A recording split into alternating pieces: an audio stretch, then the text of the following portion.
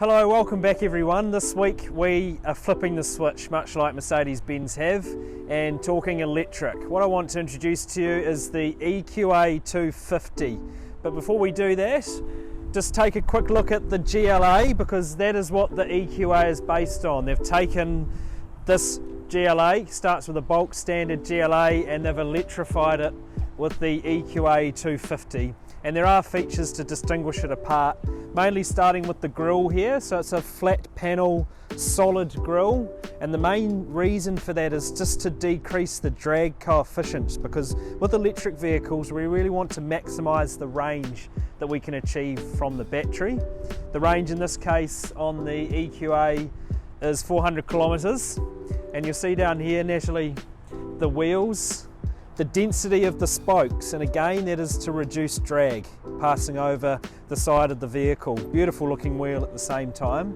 And I think the main thing with electric vehicles is we still want them to look like cars. At the end of the day, just because they've got electric DNA, it doesn't mean they don't have to look like a car when they're out there on the road.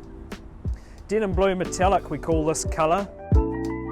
Charging takes place just on the side of the vehicle here, so we've got the Type 2 universal plug just at the top there, and then underneath that's the fast charging addition as well, just in there. You get a cable included with the car, just like your mobile phone.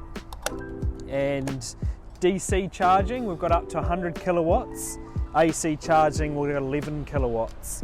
And you'll see here, much like its older brother, the EQC, the light bar that runs across the entirety of the rear tailgate there, just to distinguish it as an electric vehicle from the range. Power tailgate just off the switch here, and the key.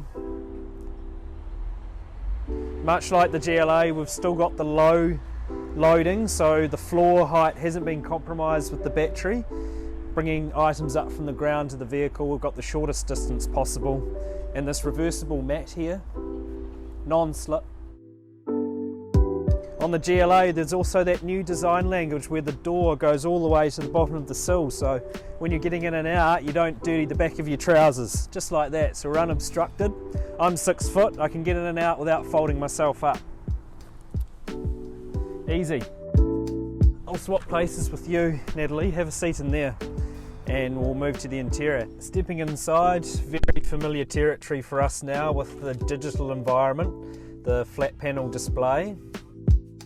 MBUX as standard, and you'll see over here on this cluster of buttons we've got the driver assistance package. That's a standard feature, so that's all your radar, cruise control, and you can adjust the following distance between this vehicle and the car in front just off the switch here. And you'll see here just the indicator. If we zoom in nice and tight there, nice and close, as I move the switch you'll see the bars disappear from 1 car length up to 4 car lengths as well. Head-up display, so it's projecting our information onto the windscreen, like speed, traffic sign recognition, and direction of travel. Under here we've got wireless charging for your phone, and also the Apple and Android CarPlay, so you can hardwire your phone into the vehicle and then have the information like your CarPlay or Android Auto functions on the display here, just on this touch screen. But the car is connected, remember, so we do have an onboard SIM card. When making searches you can just type it in as you're thinking it, for example 277 Westfield, and look, it comes up just like it would on the internet here.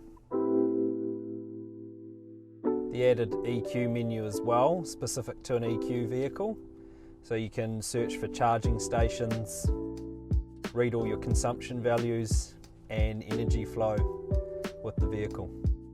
In that case I think we should go for a drive, so buckle up, let's go around the block.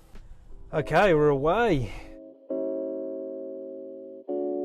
Oh, you see the 360-degree camera at work, look at that. So showing the front camera, the whole car is covered from front to rear. You've got the side cameras as well, and whenever you get close to an object that's when it will deploy the 360-degree camera system for you. I've got the EQ menu up here just to show you the dynamics of the EQ drive system whilst we're out on the open road. So we are 0 to 100 in 8.9 seconds. We've got 140 kilowatts at our disposal. And you see there that it's drive mode at the moment, and then when I lift off the throttle, without braking, the vehicle's charging. So that energy recovery is going back to the battery, which is reflected on the display there. Seamless transition if you are looking at making the switch. Got a nice tall windscreen, good vision out the front, and the head-up display there. And because we're sitting up a bit higher, being a compact SUV, we've got good suspension travel, so nice level of comfort here.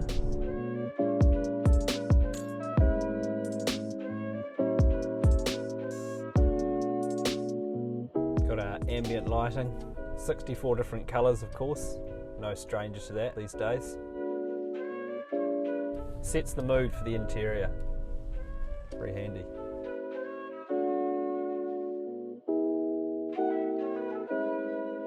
Oh, we're at Auckland's famous ramp signals. Good chance to test out the acceleration. We've got sport mode, that's maximum power now. You can adjust your drive modes just down here on the dynamic switch.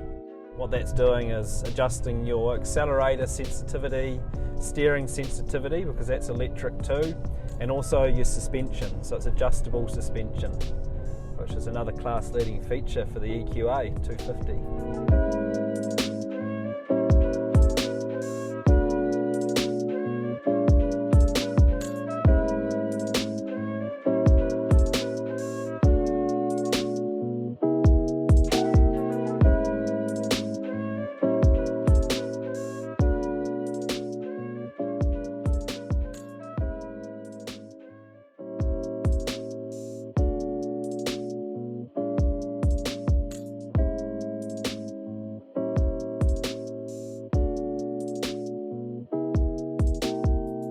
Well, there you have it. Without question, the world is certainly looking to Mercedes-Benz for more sustainable initiatives when it comes to electric mobility. I'm really pleased that we've got the EQA to make up the lineup on top of the EQC. You can try it for yourself. Just click on my details below. Give me a text, give me a call anytime, take it for a drive. We'll see you soon.